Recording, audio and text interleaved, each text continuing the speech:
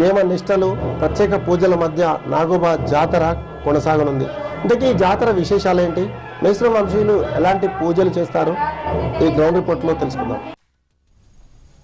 నాగోబా మహాజాతర కన్నుల పండువగా ప్రారంభమైంది. రాత్రి పవిత్ర గంగాజలంతో అభిషేకించి మహాపూజ చేసిన తర్వాత భక్తులను అనుమతిస్తారు. నాగోబా ఆలయంలో రద్దీకి సంబంధించిన మరింత సమాచారాన్ని మా ప్రతినిధి సారంగపాణి అందిస్తారు. నాగోబా మహాపూజకు తెరలేసింది, జాతర ప్రారంభమైంది. కాసేపటి క్రితమే మహాపూజ నిర్వహించడం జరిగింది. పవిత్ర గంగాజలం గోదావరి నుంచి తీసుకొచ్చిన తర్వాత మేస్రం వంశీయులు పూజలు నిర్వహించడం జరిగింది. ప్రధానంగా చూసుకుంటే ఈ మహాపూజ తో జాతర ప్రారంభమైంది. జాతర కాసేపటి క్రితం నుంచి భక్తులకు దర్శనానికి అనుమతిస్తున్న పరిస్థితి అయితే కనిపిస్తుంది. బాబా, మీరు ఎక్కడి నుంచి వచ్చారు? మేము కోహినూర్ బీచ్ స్వయంగూడ నుంచి వచ్చాము, సిరిపురి మండలం నుంచి. ప్రతి సంవత్సరం వస్తుంటారా? కాదు, అప్పుడప్పుడు వస్తూ ఉంటాం.